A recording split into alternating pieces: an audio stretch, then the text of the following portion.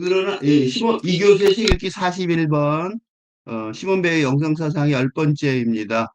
내가 중간에 읽다가 끊었는데요. 그 이유가 이 개념이 정말 어쩌면 엄청나게 중요한 개념일 거라고 생각을 합니다. 조금 전에 이은지 의원하고도 이 얘기를 좀 했었는데 이건 엄청나게 중요한 그 개념의 어떤 틀 하나를 시몬 배우가 제공했다. 선구자, 진정한 선구자다 그런 생각이 듭니다. 그게 바로 뭐냐면 노동입니다. 노동 얘기를 지난번에 하다가 말았는데 노동한 사람이 그냥 근대적인 학문한 사람보다 훨씬 중요한 사람이다. 예술가, 뭐 학자, 사상가보다 훨씬 어, 중요하다. 그런 식으로 얘기를 했는데 그 얘기에 대한 설명입니다. 지난번에 한 얘기를 조금 전에 한 얘기를 다시 한번 정리해 보면 예술가, 학자, 사상가, 명상가는 어?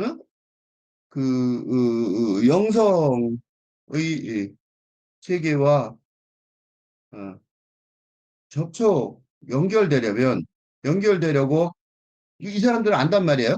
연결되려고 하지만 어떻게 돼요? 어, 말 그대로 써볼게요. 실제로 우주를 사랑하려면 이 현실의 그 얇은 막을 뚫고 들어가야 한다는 한계가 있다고 말합니다. 이는 노동자들, 그지? 노동하는 사람들과 극적으로 비교가 되는, 극적으로 비교되는 표현입니다. 그러니까 우리가 생각한 것과 정반대로 노동자들이 더 위대하다, 중요하다는 거죠. 그러니까 영성의 이 신성과 합의를 하는 게 목표인 영성세계의 차원과 연결되는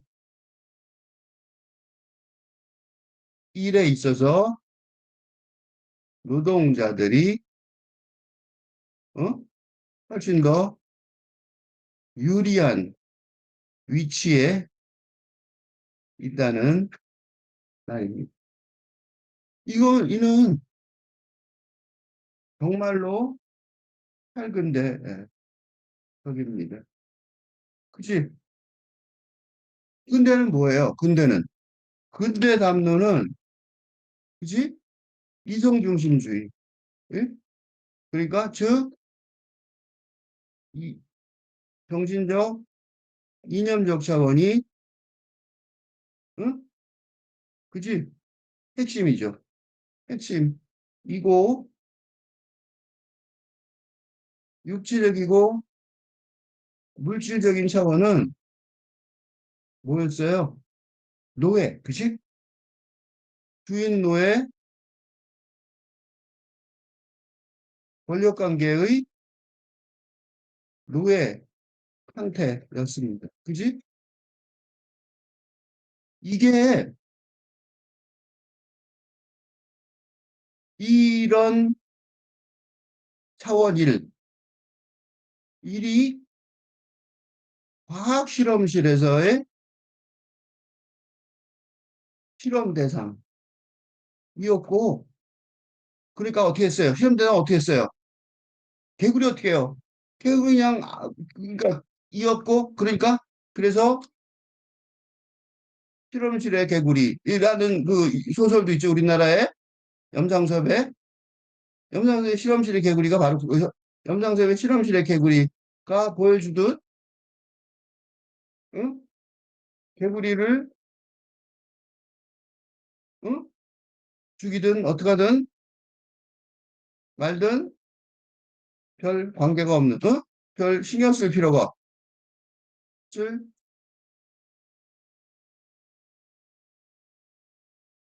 필요가 없는 대상 존재였을 뿐입니다. 그리고 이런 담론은 어디 걸려요? 식민제국주의, 식민제국주의, 식민제국주의에서도 그대로 적용됩니다. 조셉 콘라드의 어둠의 핵심 단편소설이죠. 에서 선장 말로우가 아프리카로 떠나기 전에 벨기에, 그러니까 콩고가 벨기에 저거죠. 어, 벨기에 왕의 개인 식민지였던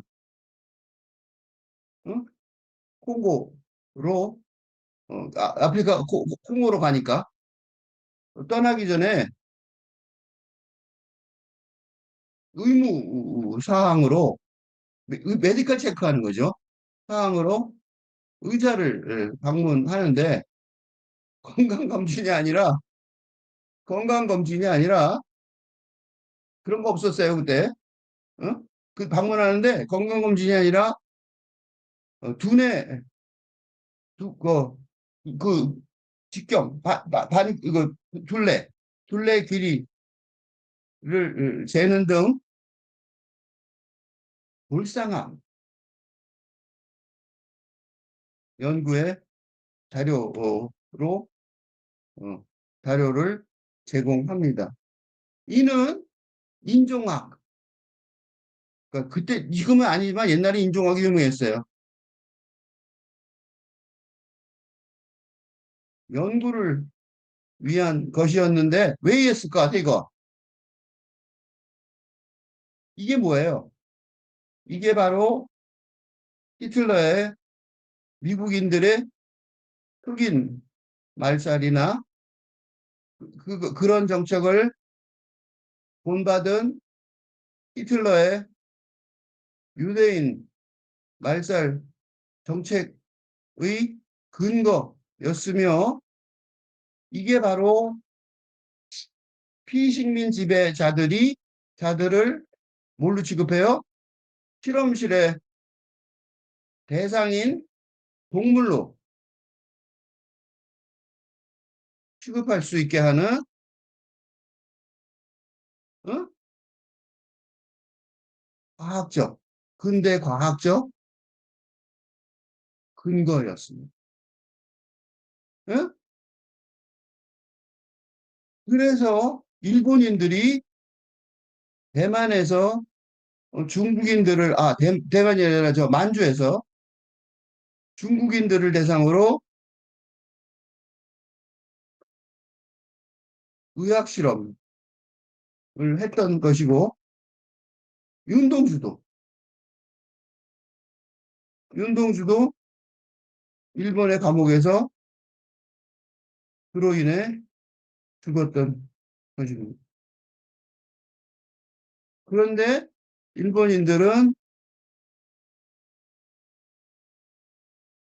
그런 사실에 대해 반성하지 않는데 그건 그때의 과학적 근대 과학을 비롯한 근대 이념에서 합법적이고 정당한 행위였기 때문입니다. 지금 내가 무슨 얘기하는지 아시겠어요? 1차원, 육체적인 물질적인 차원은 정신적이고 이념적인 차원에 이게 주인이면 노예였던 거야. 어? 그러니까 이 얇은 막인가? 음, 얇은.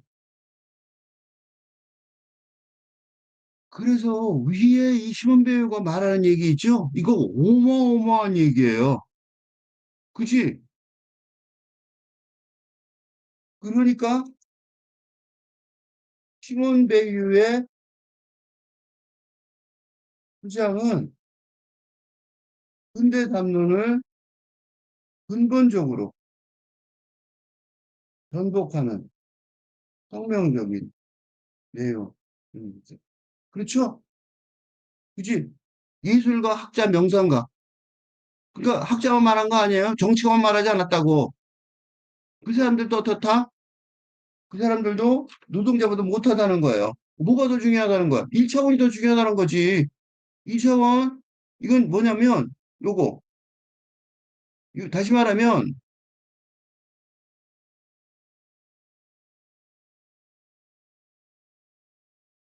다시 말하면, 요거 그대로 다 있어서 해보고, 다시 말하면,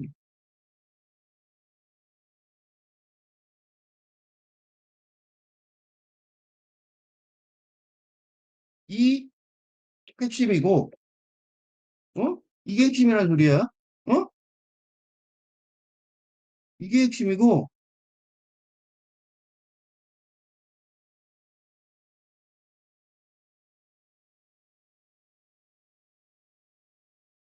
차원의 이 부족한 능력이라는 선언입니다.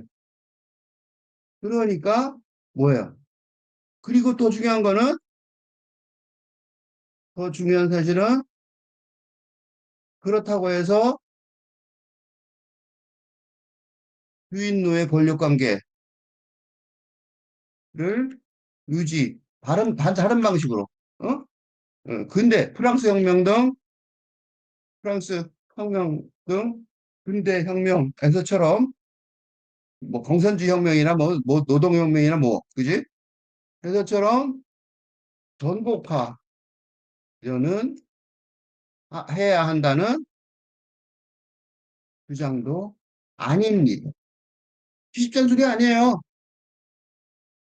그런 근대 정치성을 무효화하는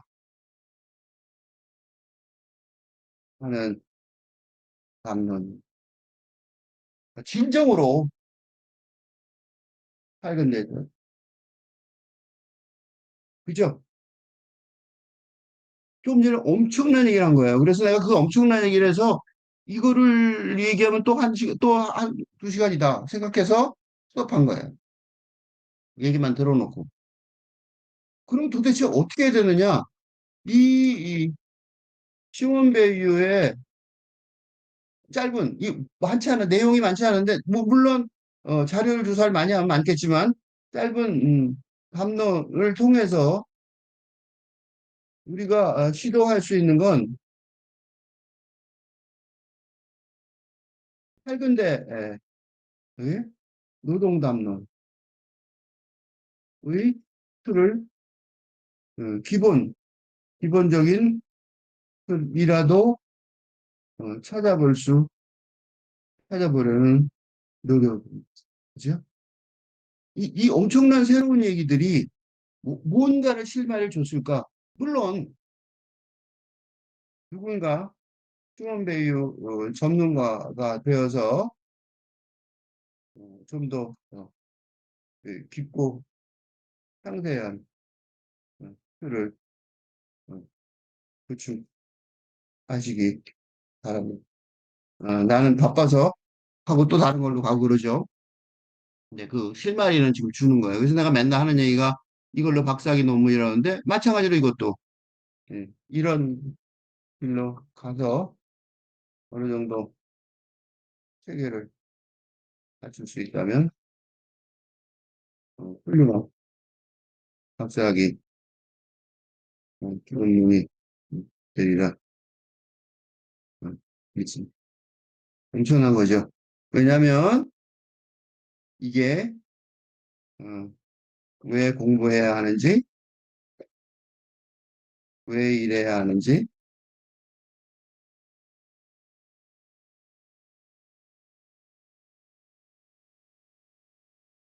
에 대한 어?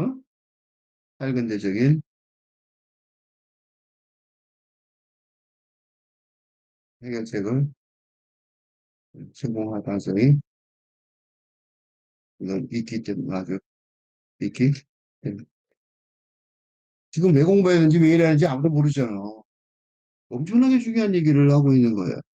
봅시다 그러면 고단한 노동의 하루. 노동이라는 게 노동은 물질에 종속되어 있는 거지 삽질을 하든가 무슨 공장이라든가 몸으로 하는 일이요. 그 노동이랑 여기서 몸으로 하는 거죠. 몸을 괴롭히는 일이죠. 물질에 종속된 하루를 보내는데 기진맥진한 사람은 그러니까 노동자들은 너무 힘들죠. 그래서 기진맥진해요. 실제하는 우주를 가시처럼 자신의 몸 안에 품고 있습니다. 이거 알 수가 없는 묘한 말이에요. 이거 멋있는 말이에요. 수수께끼 같은 말인데 이 말을 진짜로 이해하는 사람들은 뭔가 하나 비밀을 찾을 수 있을 거라고 생각이 들어요. 나도 그 예술가, 학자, 사상가, 명상가에 속하는 존재라서 짐작만 할 뿐입니다. 그것은 신께서 가난한 이를 위해 마련하신 엄청난 특권이지만 이거를요, 이 두 개를 글자는 아주 가난한 어린 시절을 보내면서 어, 노동에 기진맥진 사람들의 동네에 그 달동네라 그러죠. 살아기에 이게 어느 정도 엄청난 특권이라는 사실을 느끼는 바가 있습니다. 그러니까 소위 이 달동네의 사람들은 달동네 사람들은 어느 집에 뭐가 있는지 서로 감출 필요도 없고 어, 편안한 식사를 스스럼 없이 나누고 하는 그러니까 숨기고 지켜야 할 재산 같은 것이 없기 때문입니다. 그래서 아름다움 어떻게 보면 행복으로만 따지면 아름다운 시절이에요. 뭔가 엄청난 특권을 느꼈어요. 뭔지는 잘 모르지만. 근데 왜 그러냐면, 근데 문제가 뭐냐면, 그 사람들은 그걸 몰라요. 그 엄청난 특권이 뭔지 모른다고. 그리고 누구도 그들에게 그런 말을 해주지도 않습니다. 그러니까 그들에게 어려운 거는 그 특권, 그, 그 고단한 노동의 하루를 보내면서 어, 육체가 어, 그 능력의 끝에 도달하는 상황에 이르면서, 지? 이르면서 실제 하는 영성적 존재와 접촉할 가능성을 음, 가질 수 있게 되었다고 수은 배우가 단언하지만 실제로 이런 노동자들은 응? 이런 담론, 영성적 영성의 담론을 영성세계의 담론을 이해하지 못하기 때문에 응? 그래서 바라보고 사랑하는 것이 어렵다고요. 그걸 못해요. 그런데 내가 시몬 배우를 읽으면서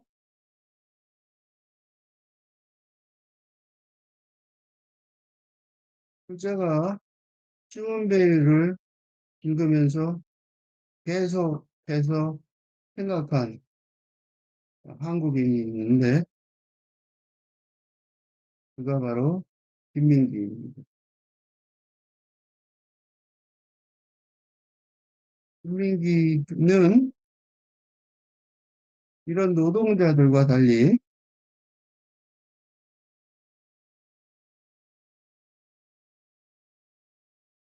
알고 있었을 텐데,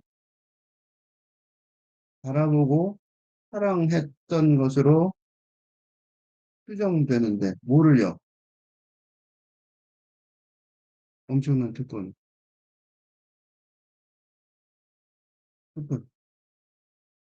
소위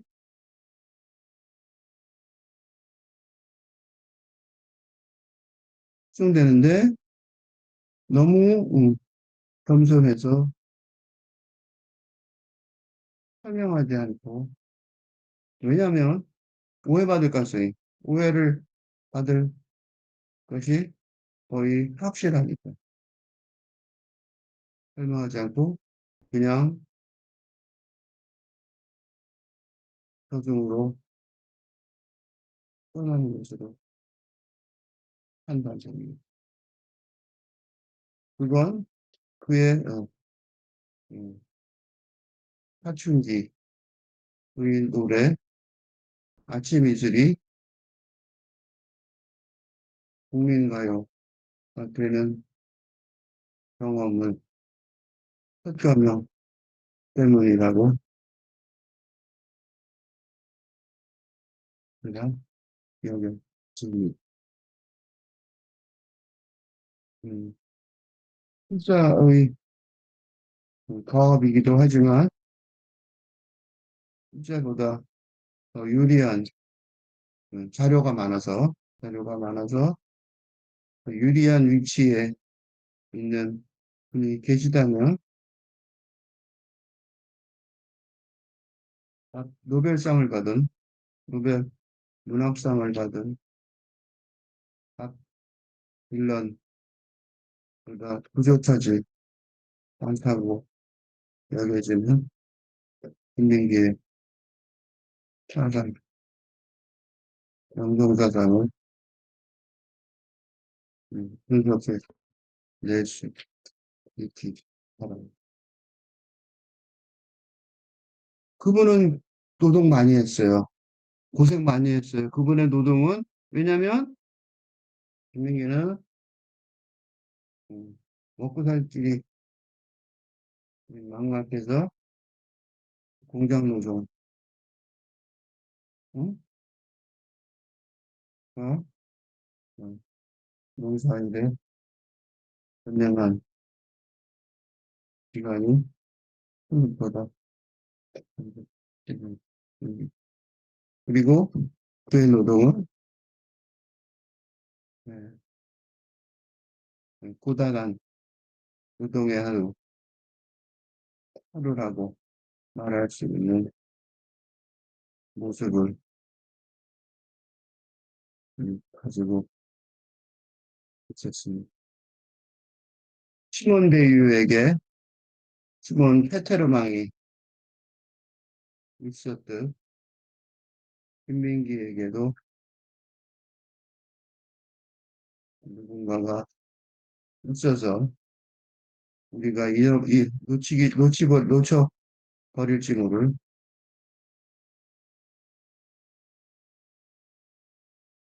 청자 부분을 되살리기. 이걸 읽으면서 계속해서 김민기 생각을 했고, 이건 내가 김민기 어, 가 살아있는 동안에 가끔 한두 번 뵀는데, 그때마다 생각했던 일입니다. 근데 내가 김민기 선생하고, 형님 뻘인데, 어, 어, 너무 늦게 만나서 이런 글을 쓸 수 있을 상황이 되도록 가까워지기에는 너무 늦은 시간에 만나서 못했습니다. 어쨌든 그걸 해낼 수 있다면 그는 현실 세계를 사랑할 텐데, 그러니까 노동자죠. 노동자는 현실 세계를 사랑해야 될 텐데 사랑하게 되는 거를 몰라요.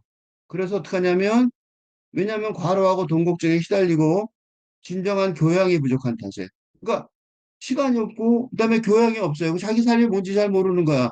그래서 그 사실을 모르는 거죠. 기회가 있는데 그의 처지가 달라진다면 그러니까 그래서 노동자 교육이 필요해서 이 시몬 베이유는 처음에 노동운동을 했던 거예요. 김민기도 마찬가지인 것 같고요. 그들의 처지가 조금 달라진다면 어떤 보물에 접근할 수 있는 길이 열릴 텐데 그럼에도 그런 수고를 하지 않고 어떻게 수세기가 지나갈 수 있는지 그걸 보면 비통한 마음이 든다. 라고 시몬 배우가 한탄합니다.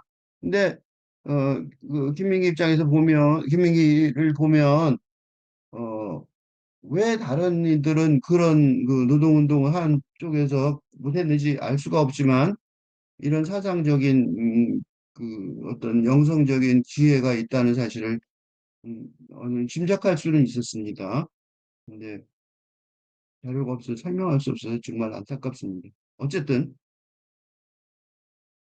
육체 노동, 몸속으로 들어오는 육체 노동이 몸속으로 들어오는 시간, 어, 그게 뭐냐면 그리스도가 성체의 신비를 통해 물질이 되듯이 인간은 노동을 통해 물질이 된다. 이게 무슨 소리냐면 그리스도가 성체의 신비를 통해 물질이 되듯이 이게 뭐냐면 어, 십자가의 그리스도가 자신의 몸이 예, 죽음의 고통을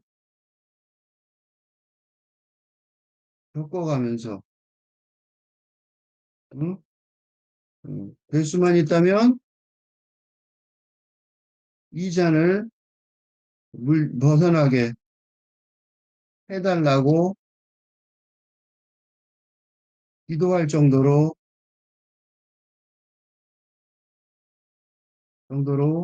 고통이 몸속으로 깊게 하고 들어간 뒤에야 뜻대로 하소서 하면서 물질 그 시체가 되어 거였던 것처럼 이런 뜻이에요. 어? 그러니까 시몬 베요는 무슨 소리를 하는 거냐면 이 육체의 고통이 이게 육체 노동인데 그 육, 노동이 여기 되어 있죠. 죽음과 같다. 그냥 잠깐 하는 노동이 아니에요. 그 죽음과 같은 노동을 통해서 물질이 되는 거예요. 그러니까 이건 몸속으로 들어오는 시간이 뭐냐면 육체 노동 중에서도 시몬 배우가 어, 그, 인용하는 건 죽음과도 같은 육체 노동을 말합니다. 근데 공장 노동, 지금은 많이 개선됐지만 1930년대 이 공장 노동은 음, 노동법이 없던 시절이니까 정말로 노예와 같은 처지를 경험해야 했습니다.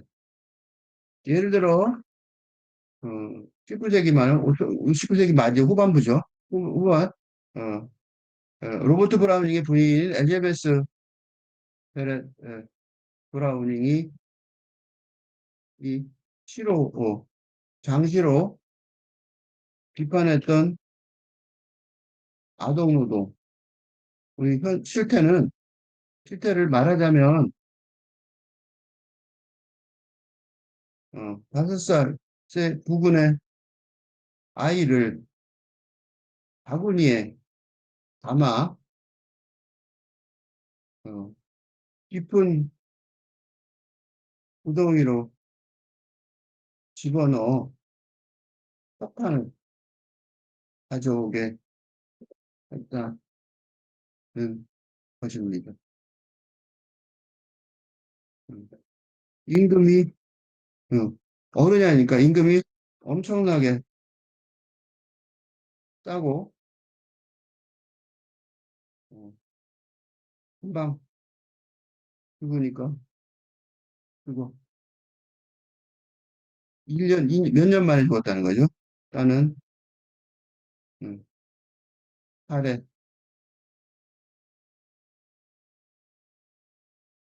많습니다.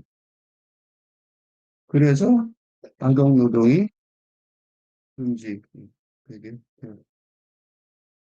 그러니까 그게 얼마 안 된 시절이에요. 사실 중국 사람이 죽는 게 아무것도 아닌 일인 거죠.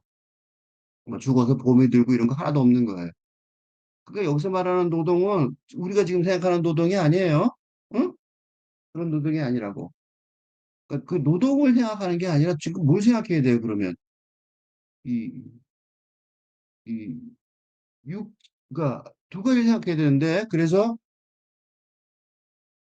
지금, 우리 이 관점에서는 두 가지를 배울 수 있습니다.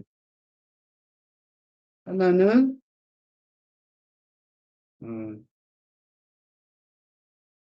영성 차원으로 진입하는, 그지? 진입하는, 어, 핵심 통로가 육체적 차원, 육체 차원이라는 기준입니다. 다른 하나는 이게 일상적인 차원이 아니라 육체의 또 하나의 것, 그, 즉, 삶 속에서 직접 경험하는 기분의 차원을 통해서라는 말입니다. 그지? 이 두 개를 배울 수 있어요. 그러니까 우리가 지금 이제 우리는 노동해야 된다가 아니란 말이죠. 그죠? 그게 아니라 육체 차원이니까 그래서 이게 뭔지 알아? 이게, 이는 근대 담론의 혁명적인 전환입니다. 뭐가 전환이에요? 뭐가 전환이에요? 아까 위서 봤잖아. 육체 차원, 육체적이고 물질적인 차원이 뭐보다 중요해졌어요? 8근대 영성 담론에 뭐보다 중요해? 정신적이고 이념적인 차원보다 훨씬 더 중요한 하게 되었습니다. 그치? 이게 이해가 되죠? 뭐가 이해가 돼? 아까 맨 처음에 뭐라 그랬어? 이거 다시 들어가 볼까? 이거.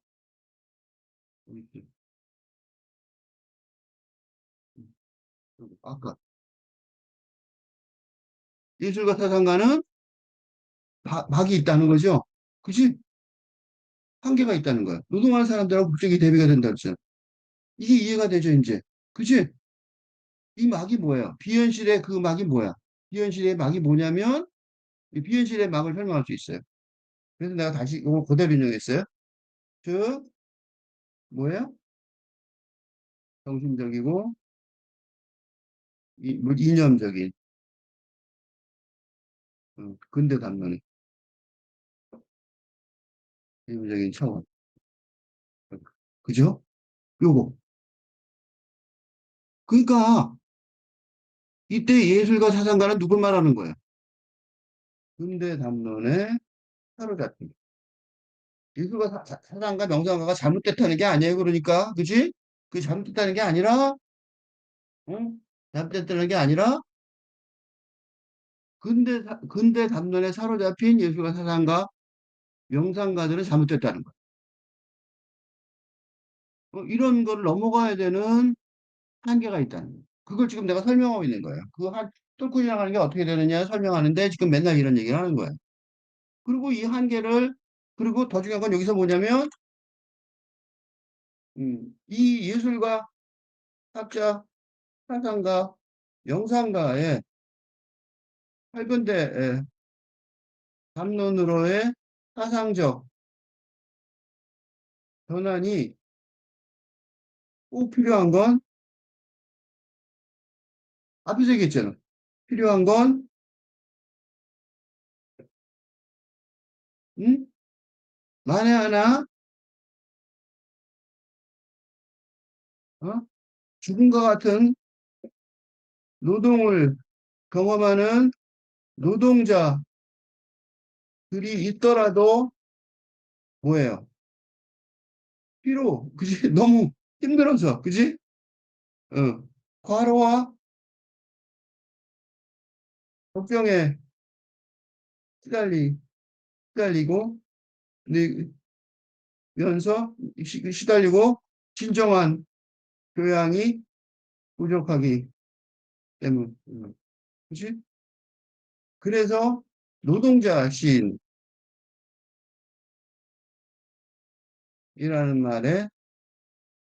말에서 아우라를 느끼는 거죠. 어? 그 노동자 시인은 아우라를 느껴요, 우리가. 어?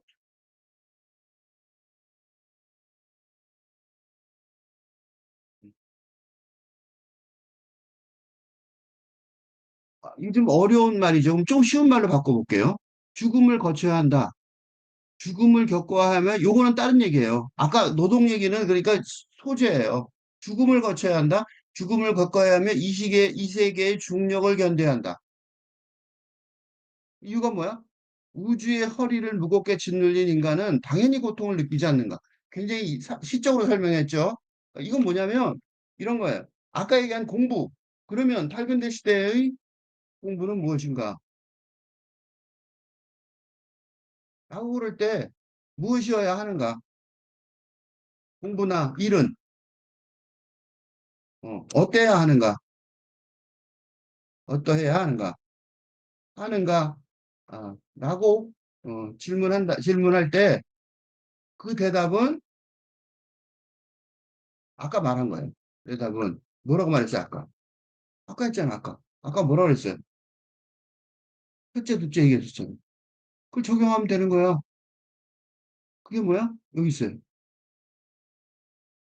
영성 차원으로 진입하는 통로가 육체 차원이라는 거고, 육체 차원이 뭐가 되냐? 그냥 육체가 아니라 뭐야?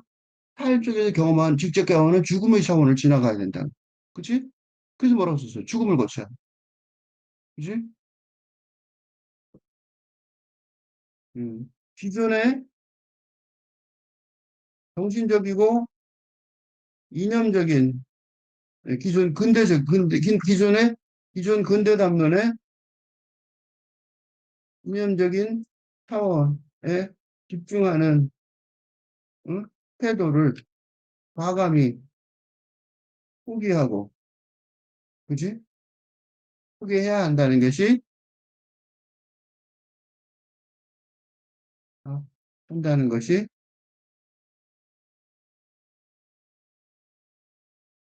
첫 번째. 응? 이게 어려운 말이에요. 왜 어렵냐면, 어, 청년층은 취업해서 돈 벌어야 하는데, 뭐 해야 돼? 이런 근대 이념을 기초로 하는 조직에 진입해야 한다는 모순에 직면합니다. 그렇죠. 그런데 이 조직들이 다행히도 현재는 전부 양경에 처해 있습니다. 응? 그러니까 겉으로는 근대적인 조직인 듯한 폐쇄를 보이지만 내면적으로는 정신적이고 이념적인 차원의 원리를 준수하려는 의도가 전혀 없기 때문입니다. 그 지금이 좋을 때예요. 그러니까 지금이 아주 좋은 때입니다. 이생망, 응? 이번 생은 망했다. 이라고 한탄할 때가 아닙니다. 응? 왜요? 겉으로는 이제, 그러니까 요새 그러잖아요. 입시 뭐, 인터뷰 그러죠. 그러니까 겉으로는 다 대학 입시도 남아있고, 입시 제도도 겉으로는 멀쩡하고, 그지? 그래서 생활도 음, 이익만 추구하는 조직인들. 하지만 내면은 저는 나는 정작 가보면 전혀 달라. 정작 가보면 왜? 그걸로는 지금 못 사니까. 응? 이게 선택. 그러니까 안전하게 아니 안전한 듯하게 그중에 경제적인 삶의 길을 따라갈 수도 있습니다. 그런데 문제는 정말 금방 그 길이 아주 틀린 길이라는 걸 확실히 난 그지? 그러면 어떻게 해야 됩니까?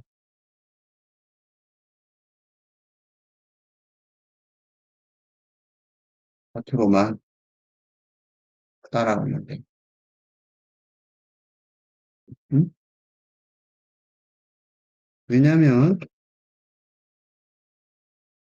근데 시대의 지금 엄청나게 다르고 근대의 담론에 익숙한 사람들에게는 뭐라고 썼어요? 아까 위에 죽음을 거쳐야 합니다. 이거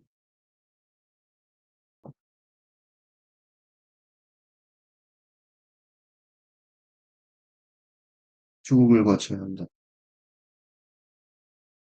죽음을 겪어야 하며 이 세상의 중력을 견뎌야 한다. 나는 누구가 누구를 응원해야 음, 음? 그러니까 예를 들어 그냥 인문학 교수라면 사실 우리 오랫동안 수십 년이죠. 음, 수십 년 동안 한 거예요. 전공해요.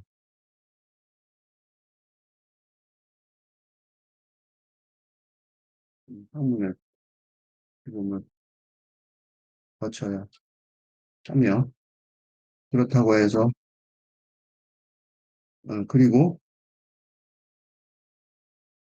혁명적으로 접변하는 이제 이 세계의 국력을 견뎌야 뭘 할 수 있어요. 자기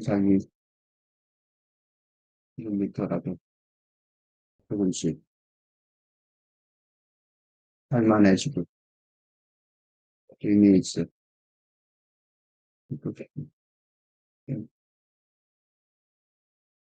물론 선택입니다.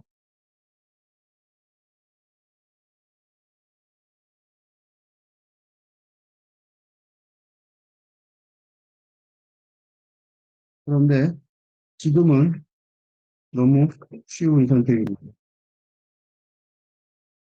AI 시대에 학생들이 응? 군대 교육의 내용을 쉽게 찾고 요약할 수 있게 되는 요건데 지키게 없어졌습니다. 응? 대학 영문학 교수라면 응? 만약 젊은이라면 젊은 층이라면 더 신나는 사태입니다. 요즘 기성 세대 의 압력을 무시해도 되는 상황이기 때문에 그들이 아는 바가 그들은 아는 바가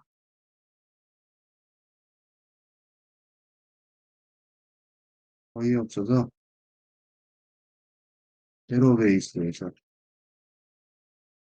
대부분 같이 시작하는 대목이 때문에 응? 죽음, 응? 죽음의 거쳐야 한다지만 쓸데없는 공부를 했다고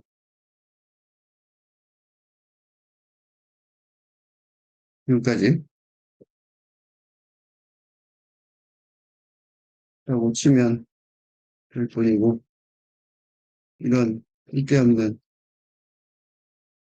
공부를 했, 했다고 치고 살아간 가는 사람들이 바로 지금의 기성세대이기 그 사람들 다 쓸데없는 공부인 줄 알았어요. 근데 그 사람들은 그러면서 테러 변호사 했어. 근데 지금 쓸데없는 공부를 할 필요가 없는 걸 알았잖아. 그 사람들도 훨씬 유리한 거죠.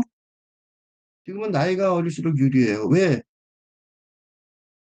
앞에 게 다 쓸모없는 짓이 돼버렸으니까. 그래서 뭐라고 말하냐면 그걸 알고 있어요. 자기는 그 고통의 노동인 걸 알면서도 이렇게 말해요. 자극제가 없는 노동은 죽음과 같다. 이때 죽음은 다른 죽음이에요. 앞에 거는 같은 죽음이 아니야. 이때 죽음을 거쳐야 한다. 이때 죽음은, 이게 두 개가 고명론으로 생각해야 돼요. 이때의 죽음은 영성 세계로 들어가는 입장료 같은 죽음이에요. 그치?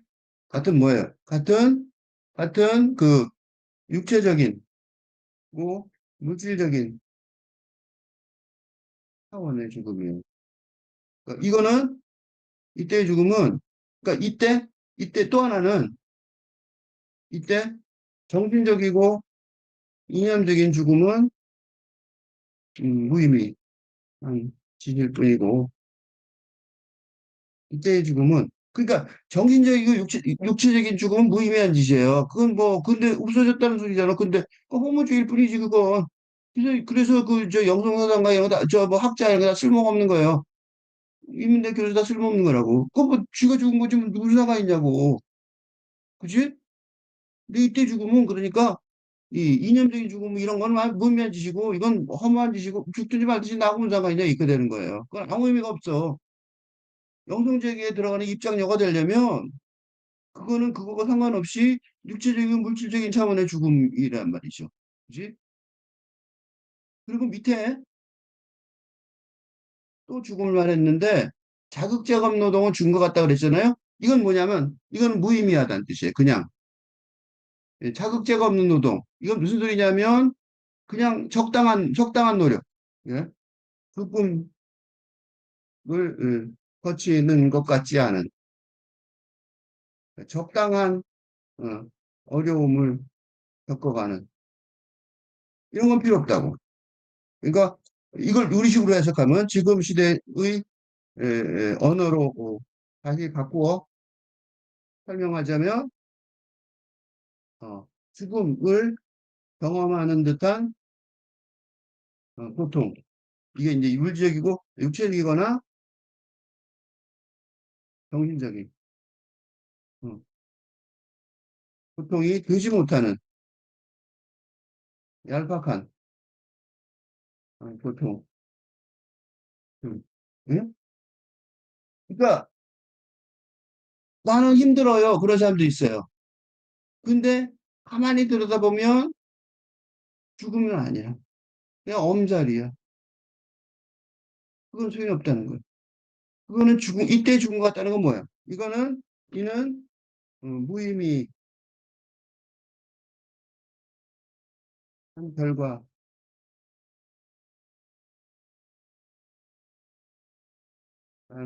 말을 강조. 음, 음, 응? 이때의 죽음은 뭐, 그 앞에 말한 그 영성세계로 들어간 죽음을 말하는 게 아니에요. 이게 이 구명문호를 지금도 잘 구명을 모르는데 이 표현배가 그걸 썼을 리가 없죠. 그러니까 그건 잘 읽어야 돼요. 그래서 행동이 가져올 결실을 포기하고 행동하기. 이제 말이 되죠. 행동이 가져올 결실을 포기하고 행동하기. 이게 무슨 소리예요? 그러니까 행동이 가져올 결실은 영성사상이죠. 영성 세계로의 진입이라는 깨달음이나 깨침이란. 응? 그러니까 뭘 행동하면 의미 있는 행동이라는 거는 이거라는 거야.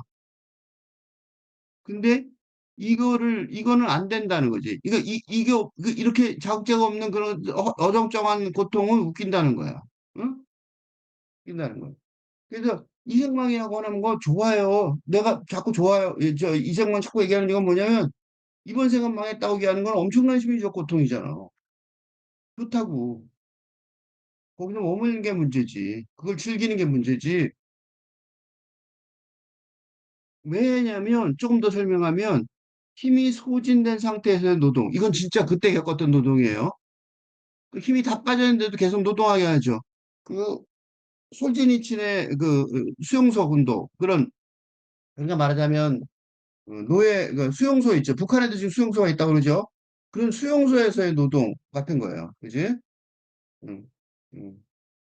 그러니까 반체제 인사를 음, 위한 수용소 북한이나 러시아에 그 죽이려고 그러는 거죠 거의. 또는 뭐 아우슈비츠 같은데 그지? 아우슈비츠 해저처럼 그런 거는 진짜 힘이 소진된 상태에서의 노동이죠. 이걸 말하는 거예요. 그게 뭐야? 아까 죽음이죠. 몸속으로 들어오는 시간이죠. 그러니까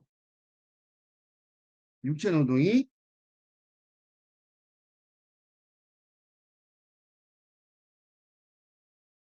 육체 노동이 몸속으로 들어오는 시간을 경험하게 하는 어?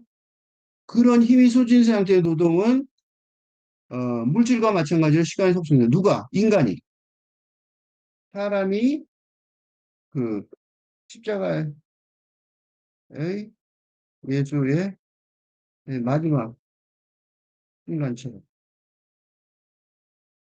물질과 마찬가지로 그러니까 인간하고 물질하고 차이가 없어지는 거예요. 죽어지니까. 시간에 종속된다. 이때 시간은 음, 그 물질적인 시간뿐 아니라 초시간을 포함하는 물질이라는 게 그렇겠죠. 물질은 지금 우리가 말하는 인간들 돌 보세요. 돌. 돌이 몇 년 있어. 보통 돌 같은 거, 그 암석 같은 거를 그 가서 설명하면 어떻게 돼요? 수만 년 전 이렇게 얘기가 나오죠. 그러니까 우리가 생각하는 시간관하고는 전혀 관계가 없는 시간관 속에 있는 거예요. 거의 초시간 같은 시간관이죠. 그래도 그것도 뭐 물질이죠. 그지? 왜냐면 그 말을 이거 진짜 겪지 않으면 모를 거예요. 사유가 머릿속에 생각이 과거나 미래에 매달리지 못하고 이게 무슨 소리냐면, 그러니까, 과거,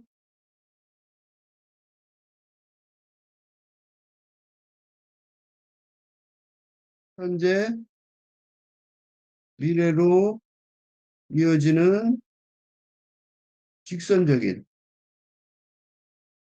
시간관. 그지? 이게 특유의 근대적인 시각인데, 왜냐면, 노스텔지아, 상수, 과거를 깎고 떨고 있죠. 현재, 유토피아, 미래하고 깡 연결돼 있죠.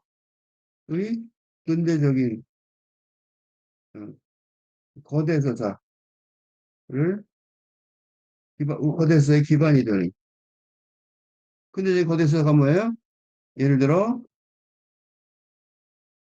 도로, 취업, 결혼, 출산 등 거대 서사의 기반이 되는 시간관의 어, 그지? 시간관이 무의미해지는 거지. 그죠? 죽듯이 이제 그만 무의미해지는. 네. 왜냐하면 뭐 십자가의 예수처럼 죽기 직전에 음, 상탈하면 그게 무슨 의미가 있어요? 그지? 음, 그지? 상관없을 거 아니에요. 과거, 현재, 미래가 무슨 상관 있어? 그지?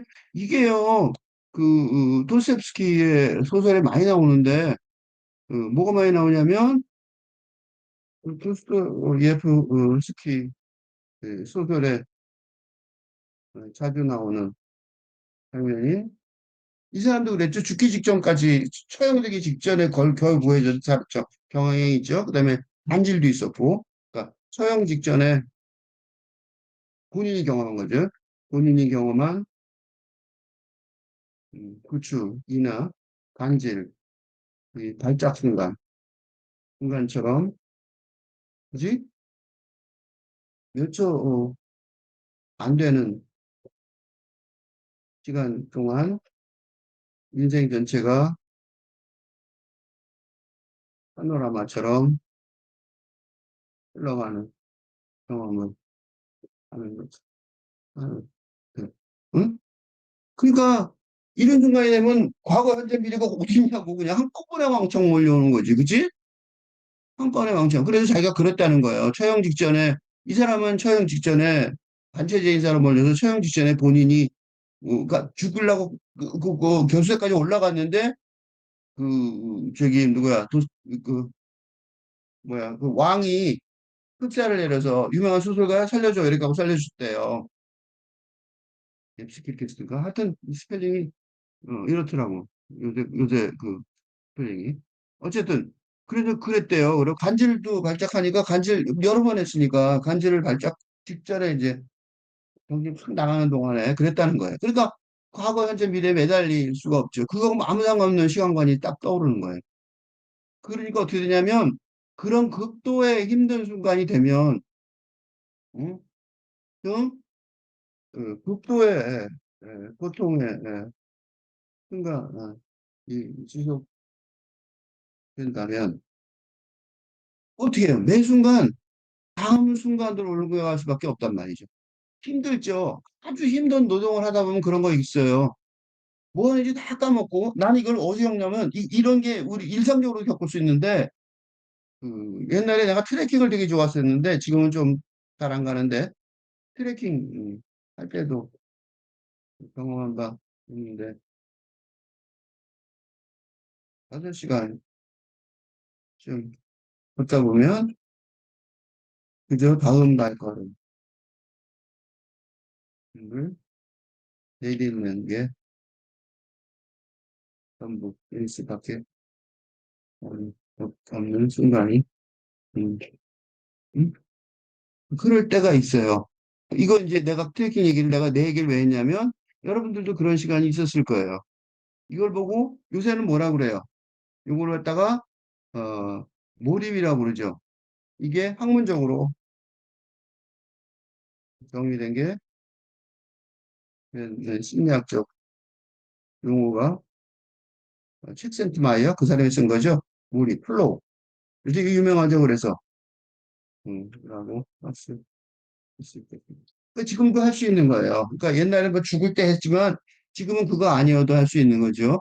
플로우라고 할 수 있는 거죠. 다 잊어버리는 순간. 그러니까 시간이 정지된, 그지? 시간이 흘러가는, 잊어버린. 이 사람 칙센트마이어가 경험이. 칙센트마이어가 그 예술가들을 그 예술학교에서 자기가 교수로 강의를 하면서 인터뷰를 한 결과 나온 건데, 예술가들이 이제 말하면 작업할 때 어떻게 했냐 했더니 밥도 안 먹고 밥 먹는 것도 잊어버리고 계속해서 했다. 뭐 그런 얘기가 나오니까, 그걸 보고 이제 몰입이라고, 몰입이라는 개념을 찾아냈는데, 그 개념이 그리고 지금 시대에 굉장히 중요하다라고 말을 했어요. 근데 이 메하이, 책센트 이하이, 이는 이런 개념이 왜 중요한지, 칙센트 미하이를 비롯한 심리학자들은 이런 개념이 왜 예, 지금 중요해졌는지는 제대로 설명하지 못하고 있습니다. 그건 바로 영성 샤워를 전혀 모르기 때문입니다. 그래서 이게 중요해요. 이렇게 얘기하지만, 그러니까 최근 심리학 책들이, 서적들이 많이 나오는데, 음, 대부분 무슨 사상적 틀을 바탕으로 설명하는지 알 수 없습니다.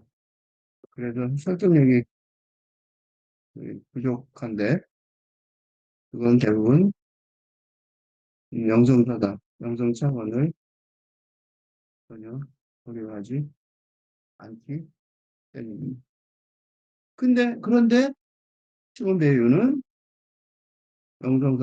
사상적으로 사상의 차원에서 정의합니다. 이미 정의했어요. 뭐라고 썼어요? 그것은 바로 복종이다. 갑자기 왜 복종이 튀어나오냐고. 복종이 뭐야? 이때의 복종은, 이때의 복종은 근대적 권력 관계인 주인 노예 관계의 노예와 닮은 복종이 전혀 아닙니다. 아, 시몬 베유는 이런 탈근대적인 음, 개념 체계를 짐작할 수 없었기에 노예가 되어야 한다고 주장합니다. 그러니까 구명론, 즉 근대적인 용어를 사용해서 탈근대적인 개념을 해야 하는 혁명적 시대전환의 상황이라는 사실을 100년 전에는 짐작할 수도 없었던 것입니다. 그래서 그냥 복종이라고 썼어요. 근데 이 복종이라고 했다고 해서, 내가 그래, 복종이라고 했으니까, 노예처럼, 지금 지내던 사람한테 내가 복종해야겠다. 뭐, 예를 들면, 폭력적인 남편이 있는데 그 남편한테 복종해야겠다. 이렇게 생각한다면, 노예입니다. 정반대 얘기예요. 오해하지 마세요. 복종이라고 할 때, 이때는, 이거는 다시 말하면, 좀 더 말하면 뭐예요? 어, 정신적이 아니라 영적. 그지? 그럼 되겠죠? 정신적이 아니라 영적인 복종입니다. 그 정신적인 복종하고 정반대한 말이죠.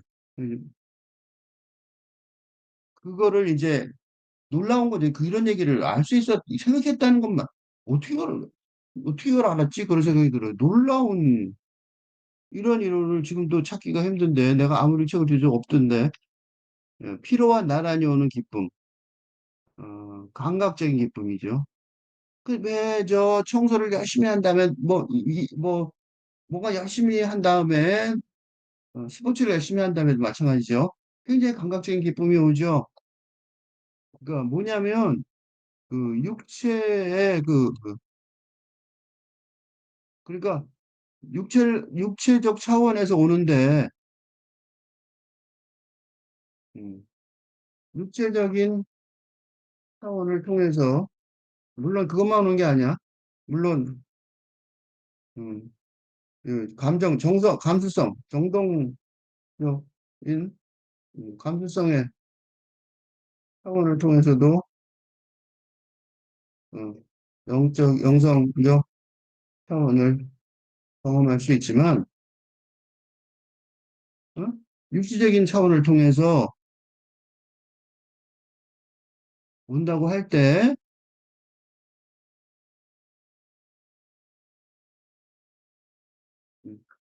온다고 할 때, 이때 조심해야 될 거는, 이때 기억해야 할 건,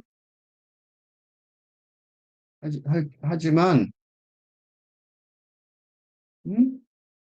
그, 그러니까, 중심주의 근대 시대의 육체가 아니라, 어? 그런 육체적인 차원이 힘을 다한 북한의 피로 상태에 처한, 그지? 수준일 때를 말합니다. 편하게 그냥 피로와 나란히 오는 기쁨. 이게 피로와 나란히 오는 기쁨이라고 시몬 배우는 단순하게 정의합니다. 어, 이게 시몬 배우가 우리 보통 사람들과 달리 성 프란체스코의 가난한, 가난한 게 아니라 극빈, 그냥 가난한 게 아니죠. 극빈한 삶을 어, 살아기 때문에 할 수 있는 말입니다. 엄청나게 극빈하게 살았죠. 그러니까 돈을 먹고, 그러니까 부모가 안 도와줘서 굶어 죽을지도 모른다. 그런 돈을 열심히 버는데 다 하녀들이 갖고 가고 그랬대요. 그러니까 돈이 전혀 신경을 안 쓰는 거죠. 그러니까 먹을 게 맨날 없었대요. 그러니까 영성적인 거 외에는 생각을 아예 안 한 사람이죠. 그러니까 이 사람이야말로 피로와 나란히 오는 기쁨이랄 때 이 피로가 어떤 피로인지 알만하죠. 그러니까 그렇게 먹고 보니까 먹기, 쉬기, 이루의 즐거움. 그러니까 그렇게 되면 그게 얼마나 즐겁겠어요. 그러니까 일본 내가 그 트레킹 걸었던 것도 그래요. 그렇게 많이 힘들게 걷고 나면 쉬는 게 너무 기쁘죠. 그래서 민중에 관한 시, 아까 내가 그 노동자의 시라고 그랬죠. 민중에 관한 시는 그 안에 그 피로를 인한 배고픔과 목마름이 들어있지 않다면 진중한 시가 아니다. 이 구절은 한국문학사 분석하는 중요한 틀이 되어야 합니다. 특히 일제시대의 카프를 비롯한 어, 북한 문학에는 좌파 그다음에 문학을 이렇게 굉장히 중요한 평가 기준이라고 할 수 있습니다. 그러니까 배고픔과 목마름이 들어있지 않다면 노동에 관한 시가 아니죠. 그래서 이런 걸로, 이런 기준으로 읽어야 된다고 생각해. 난 아직 노동 계열의 시도는 안 읽었는데, 읽는다면, 내가 만약에 읽어서 좋다고 생각한다면, 단지 이거겠죠. 노동의 필요로 인한 배고픔과 목마름이 들어있는가요? 보겠죠. 이게 없다면, 진정한 시간이죠. 더 나아가서, 노동이란, 노동운동가 많이 하는, 어, 관심을 가져야 하는 사안이 아닙니다. 노동운동가에게도 어, 말한 적이 있지만, 노동이란, 일이란, 공부란 모두의, 모두가 하는 행위, 행위. 그러니까 공부를 하는 사람이라면, 음, 이런 시몬 베일과 경험한 죽음을 거치고 이 세계의 중력을 견디는 공부를 하는지, 그로 인해 그런 노동의 필요로 인한 배고픔과 목마름이 자신의 글에 들어있는지 질문해 이다. 일차적으로는 이런 노동하는 사람들의 얘기겠지만, 그건 아니죠. 그게 아니라 모두가 하는 얘기라면 일하는 건 모두가 하잖아. 공부도 모두가 하잖아. 그지? 그러니까 요거는 다른 말로 하면 공부하거나 일하거나 공부나 일 이외에 어떤 것을 위해서 하는 게 하는 행위라는 게 행위가 아니라는 말이 뭐 돈이나 명예나 권력이 그 결과물로 음, 운이 좋다면 따라올 수 있겠지만 그보다 더 중요한 건 영적 차원의 결과물을 어, 만들어 내는지 여부일 것입니다. 우리는 어, 권력이 응? 외부적인 평가의 결국 일치인데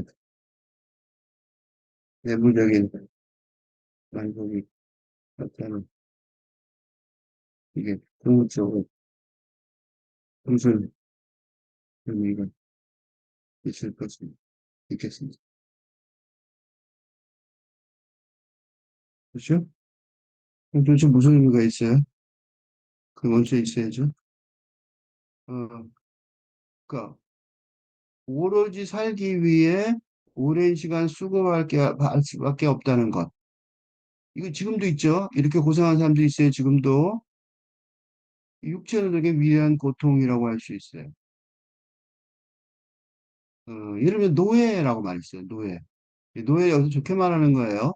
노예에게는 이때는 이중적으로 말하는 거예요. 그러니까 주인, 노예, 근대적 권력 관계의 이 노예죠. 그러니까 근데 까지, 어? 그지? 노동자도 다 노예죠. 노예가 뭔지 알고 있는 거예요. 이 시몬 배우는 그 노예에게 필요의 목적으로 주어진 그리고 또 이게 뭐냐면 실질적인 노예예요. 그러니까 이렇게 얘기할 수 있어요. 이렇게 얘기하면 무슨 이렇게 심하게 얘기하시냐. 그런데 사실 어, 19세기 후반, 이게 산업혁명 이전에는 인류의 80, 90%가 실질적으로 노예 상태에 들어요 있었습니다. 그러니까 얼마 안 된 거예요. 진짜 얼마 안 됐다고. 응? 그리고 응? 응. 노동법 등으로 보호받기 시작한 건 정말 최근에 네, 시작일 뿐입니다. 노예란 말이 이상한 말이 아니에요. 그래서 어쨌든 진짜 노예도 있었죠. 그래서 그 진짜 노예라고 해도 되는 거예요. 그러니까 1980년대, 30년대는 보였겠죠. 그게 그런 사람이 아직 있었던 거고 보였던 거예요. 그 실질적으로 농장에 가서 일했는데 거의 노예 취급받았어요. 농장에서 일했을 때 프랑스에서 농장에서 일했는데 공장에서는 시몬베이가 노예를 벗어나기 노력해서 좀 많이 바뀌었는데 농장에서는 여전히 마찬가지였어요. 그때도 1930년에도 그 노예한테 뭐만 남았냐면 필요의 목적으로 주어진 이익이 뭐예요? 생존이죠, 생존. 안 죽이면 다행인 거죠. 응? 오로지 주인의 건덕에 의해 죽지 않는 생존뿐입니다. 내가 그 트럼프 대통령에 대해서 분노하는 이유가 이런 사고방식을 여전히 갖고 있어요. 미국 트럼프 대통령에게 분노하는 이유가 난 되게 분노하는데 분노하는 이유가 뭐냐면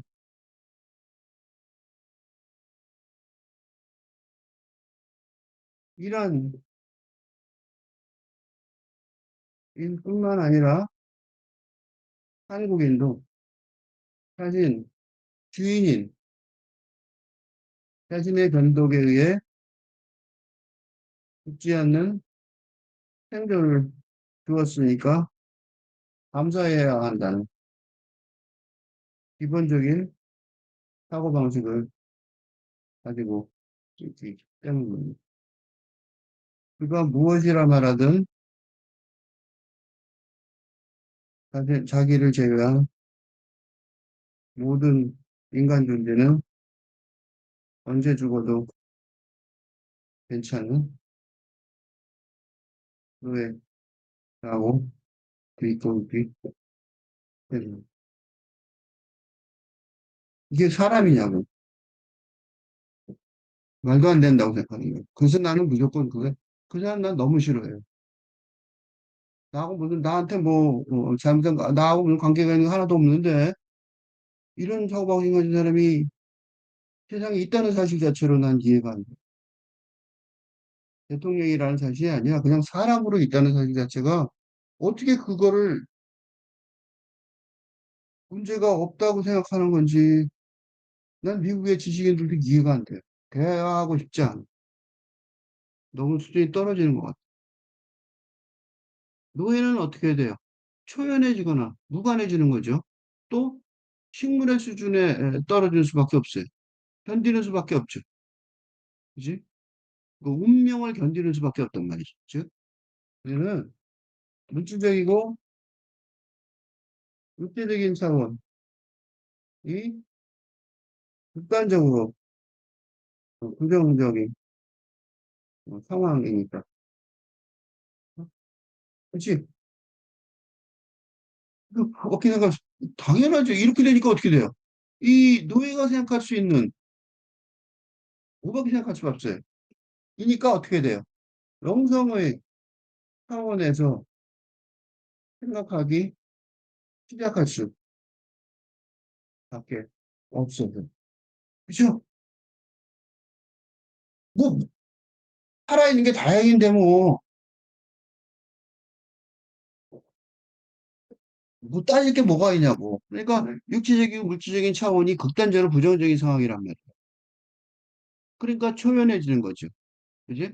식물의 수준이라고 생각하는 거야. 근데 초연해지거나 아니면 식물의 수준은 아니면 영적인 차원을 생각하지 못한다는. 그지? 그러면 식물의 차원에 떨어지는, 수준에 떨어지는 수밖에 없는 거죠. 그지?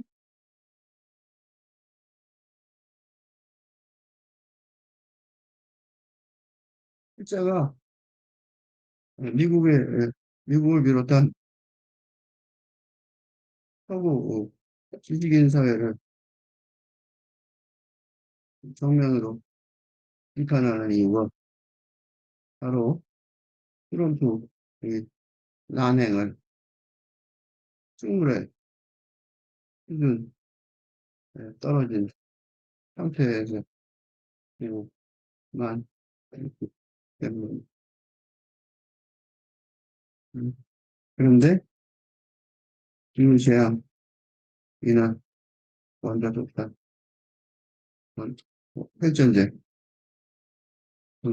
이걸 결정이고 뭔가 현실, 음, 음, 음,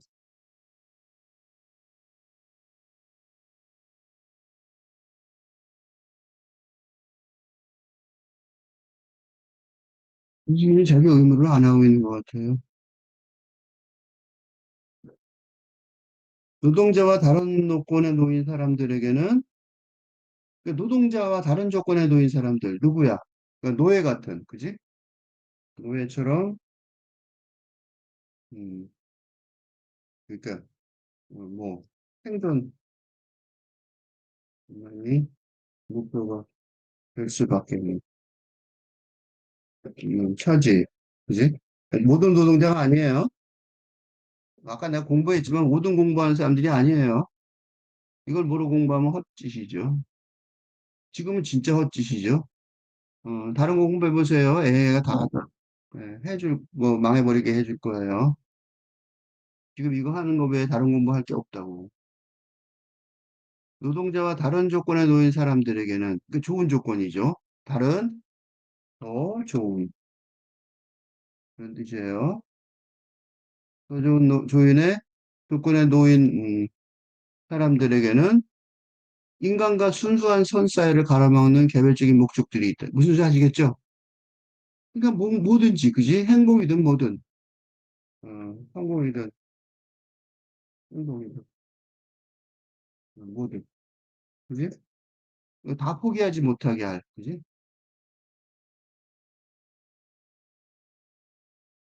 뭔가 있을 거라. 이제 순수한 선, 이 무슨 선이라고 말하는지 아시겠죠? 이게 따라하기 힘들어요. 왜냐면 순수한 선, 갑자기 왜 순수하냐? 이건 순수한이란 말은 영적인 이런 뜻을 어, 선은 착한 거죠. 여기서 굿이란 뜻이에요. 굿, 착한 거, 선, 한자말로.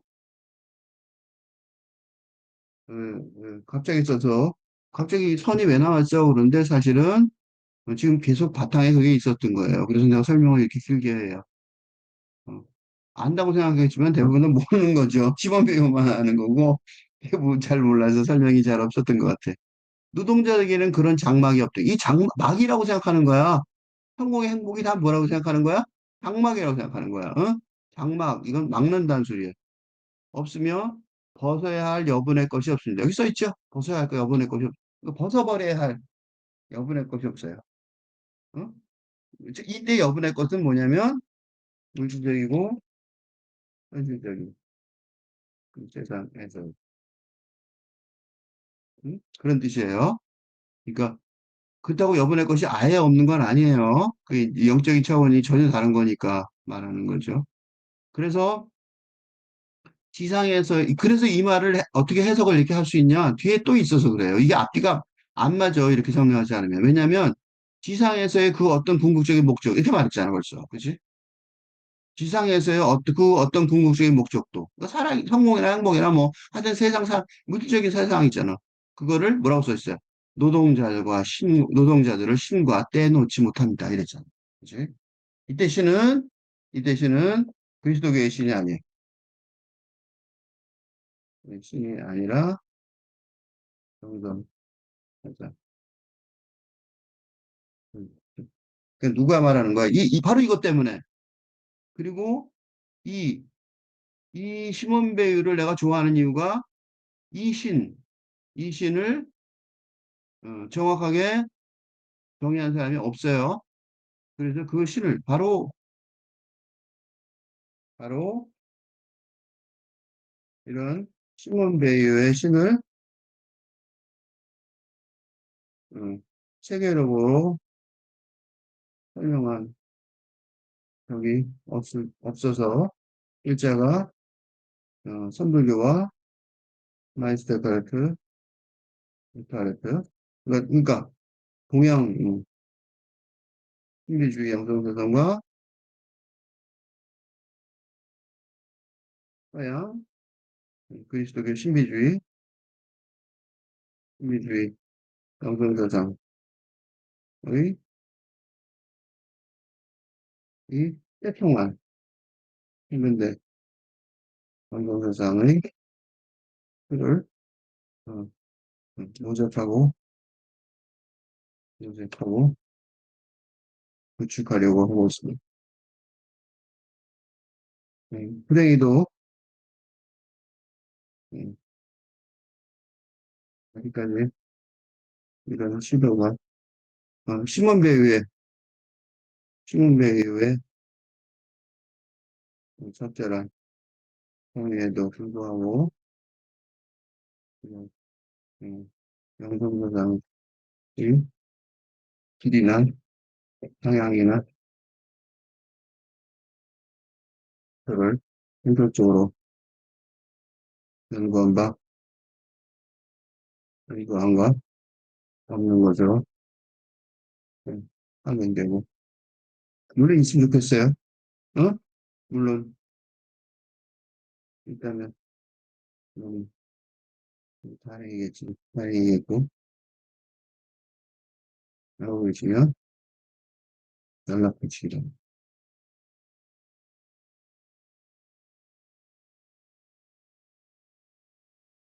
없어서 음, 괴로워요.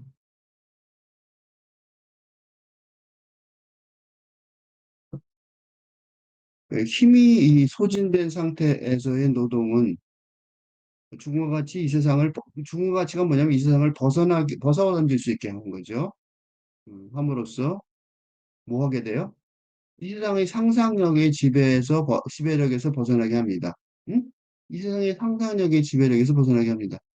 요거 바로 이런 상상력의 정의 때문에 한병철이 승훈 배우가 상상력을 부정한다고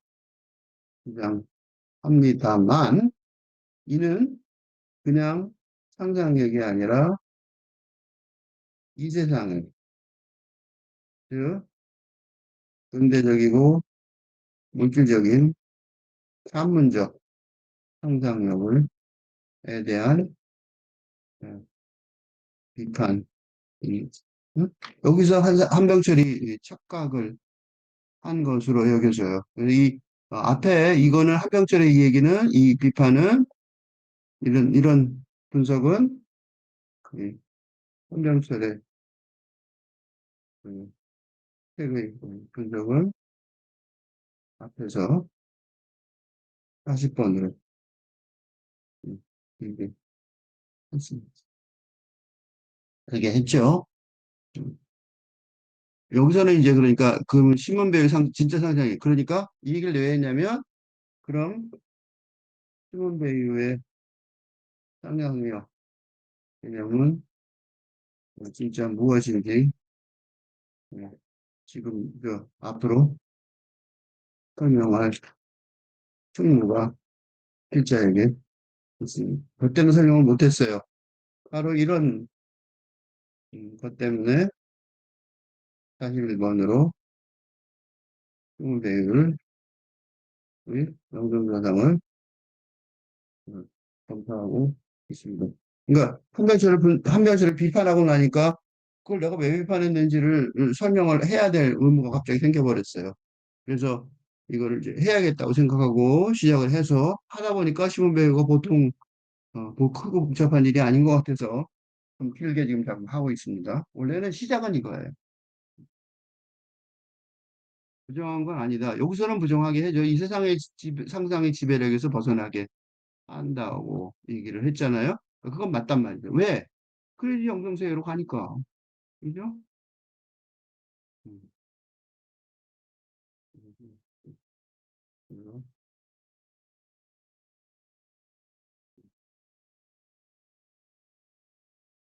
그지? 그거죠? 그래서 영성세상을 만나게 함으로써 그러면 이제 벗어나게 되겠죠. 너무 당연한 얘기 아니에요? 물질세상하고 벗어나는 거죠. 그지? 물질적이고 현실적이고. 맞잖아요. 그지? 너무 어떻게 보면 뻔하다 싶은 얘기예요. 고통과 피로가 너무 심해서 어느 만큼 심해야 되냐면 고통과 피로가 너무 심해서 우리 안에서 그 상태가 끊임없이 이어지라는 느낌이 들 때, 이거예요. 얼마나 심해야 되냐, 이 정도에. 그런데 요새 이런 경험 많이 하죠. 이게 어, 육체적인 경험은 드물지만 그 대신 심리적인 경험은 아주 편하게 되어버린 게 지금 내의 현실. 그죠? 그러니까 이게 적용이 가능해요. 응? 그러니까 다시 한번 볼게요. 고통과 피로가 너무 심해서 우리 영혼 안에 그 상태가 끊임없이 이어지려는 느낌이 들 때. 뭐 좀 많이 본 것 같잖아요? 이게 뭐예요? 이런 게 한강의 소설을 비롯하여 영화와 소설과 연극과 오페라, 음악 등 거의 모든 예술 작품의 기본 내용이라 할 수 있습니다. 응? 그죠? 그러니까 잠깐의 이별이 아니라 죽음의 이별을 주제로 하는 것도 바로 이런 이유 때문입니다. 소설이나 영화에서는 많이 죽죠? 그게 중요해? 그 괜히 쓸데없이 사람 많이 죽잖아. 그치? 사람 그렇게 많이 안 죽는다고. 왜 죽냐고. 그건 이거예요. 고통과 피로가 너무 심해서 우리 안에 그 영혼의 상태가 끊임없이 이어지라는 느낌이 들 때, 음? 바로 이 지점에서 시몬 배우가 왜 지금 시대에 꼭 필요한 영성사상가인지가 잘 드러난다. 응? 그 분명히 그 시몬 배우는 처럼 육체적인 경험은 드물죠. 육체적인 고통과 피로의 경험, 그지? 고통과 피로의 이런 이런 경험은 드물죠. 이런 이렇게 끔찍한 경험은 드물단 말이에요. 대신에 우리는 심리적 경험이 아주 흔하게 돼 있단 말이에요. 그지? 그러니까 우리한테도 뭐가 있다? 이게 좋은 게 이게 아주 좋은 상황이라는 겁니다. 왜냐하면 엄청난 기회를 기회가 그로 인해 뒤로차기 무슨 기회예요? 그 뒤에 써 있어. 뭐라고 써 있어? 그 끝없음을 받아들이고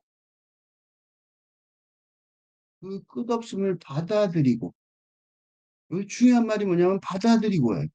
이걸 어떻게 받아들이냐고. 그지? 즉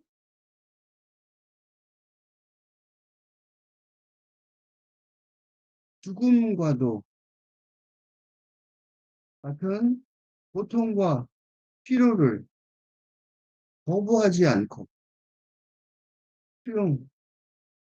수용한다는 그런 것이에요. 응? 그러니까 이게 왜 문제가 되냐면 이런 피로와 고통을 어떻게 해요? 근대, 병원 등 근대 담론, 근대 체제에서는 절대적으로 피하고 고치고 치료하려고 하는, 그지? 그거 하지 말라는 건 아니에요.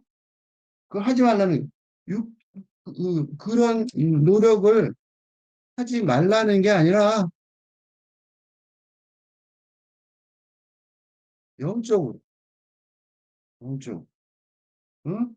그런 노력을 육체적이거나 심리적이거나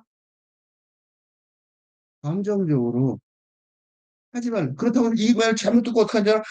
나는 그럼 그냥 죽을 거야. 이렇게 얘기하는 사람이 있다고. 그건 미친 짓이에요. 그건 완전히 뭐라 그럴까. 그 공용론을 잘못 읽은 거죠. 그렇게 말하는 사람 진짜 많아요. 종교인들은 다 그렇게 말해요. 너 다 죽어라. 뭐 이렇게. 아무 책임, 무책임하게 이를 데 없는 거죠. 엄청나게 무책임한 사람들이에요. 그 끝없음을 받아들이고. 끝없죠. 끝없죠. 그리고 어떻게 되니까. 어쩌다 다 죽어. 근데 어떻게 해요? 사랑하면서 응시하면. 이렇게 고생하다 고통을, 고통 속에서 결국 있겠지만, 음? 그, 어느 시골 본당 신부의 일기라는 영화의 결론부에서처럼. 그리고 이런 결론은 너무나도 많이 찾을 수 있으며, 사실 지금 병원에서 죽어가는 순간에 처한 사람들도 다 이렇게 느끼고 생각할 텐데, 음? 이건 어, 마지막 입새, 소설 있죠? 입새의 주인공처럼. 누구나 그래요. 극한 상황에서 죽게 되면 나중에 어떻게 하잖아요? 사랑하면서 응시한다고요. 사랑하면서 응시한다고. 벽에 붙어 있는 마지막 ip새를, 콘크리트 벽에 붙어 있는 마지막 ip새를. 왜냐면 그렇게 돼서 어떻게 돼요? 우리는 뜯겨나와 영원에 이르게 됩니다. 지금 문 없어요. 지옥은 없어요.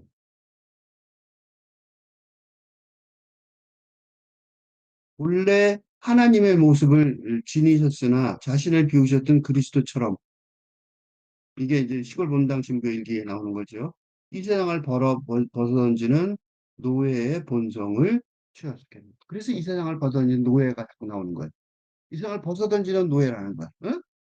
이거는 현실적 노예가 아니라 뭐예요? 영성적 노예죠. 응? 현실. 응? 사원을. 응? 응? 그래서 근대적인 노예하고는 전혀 무관한 정반대 얘기인 거죠.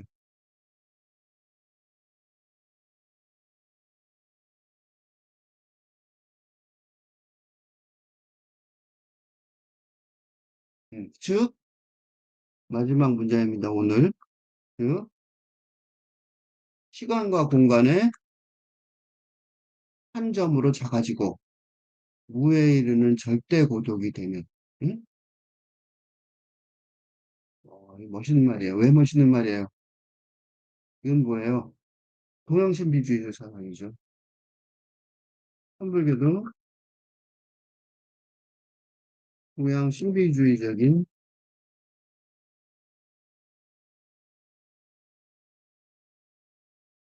용어로 다시 설명하자면, 내가 설명하는 거 아니에요. 시몬 배우가 한 거예요. 응? 내가 설명한 거 아니? 응? 시간과 공간 속의 한 점으로 작아지고. 왜 그래요? 입체가 없어지니까 시간과 공간의 함정으로 작아지는 게 아니라 초제한적인 세계로 넘어가죠. 초자연적인, 그러니까 초시간적이고 초공간적인, 그게 무죠. 그러니까 무가 없는 게 아니라 허무가 아니에요. 허무가 아니고 엄청난 풍부함이에요. 그러니까 엄청난 영적 풍부함, 이랄 수 있는 무의 이름. 이게 무슨 무냐고. 그지? 어떻게 보면 성공이죠. 그런 절대 고독이 되면 비로소 우리는 세상의 진리를 갖게 됩니다. 그러니까 필자가 이거 보면 이런 식의 탈근대 영성사상을 이런 식으로 탈근대 영성사상을 정확하게 파악한 사상가가 사상가 중에 시몬 베우가 거의 대표적이라 할 수 있습니다. 다른 사람들은 체계가 없는데 그리고 그녀는 이런 사상의 체계를 음, 어느 틈에 갖추게 된 것으로 보입니다. 그래서 친구에게 보내는 편지 글의 방식으로 계속 써내려갔던 것으로 추정됩니다. 그러니까 누군가가 이 틀을 만들라는 거죠. 자기는 이제 시간이 없으니까. 그래서 이렇게 만든 것 같아요. 그러니까 이 글쓰기가 아무도 이런 체계를 발견하지 못했지만 지금까지 스문베이의 짧은 책 두 권에 담긴 짧은데 양선사상의 틀을 구축하려고 노력하고 있습니다. 합니다만 실제는 우리가 이 이 짧은데 영성사상의 영성사상을 틀을 음, 구축하기 시작한 선교자라고 정의하고 싶습니다. 그러니까 처음 그녀를 읽을 때는 그는 한병철에 관한 40번의 글을 고한 작업이라 여겼지만 지금은 그는 다른 입장을 도달했습니다. 그래서 이게 자세히 읽고 있는 질문은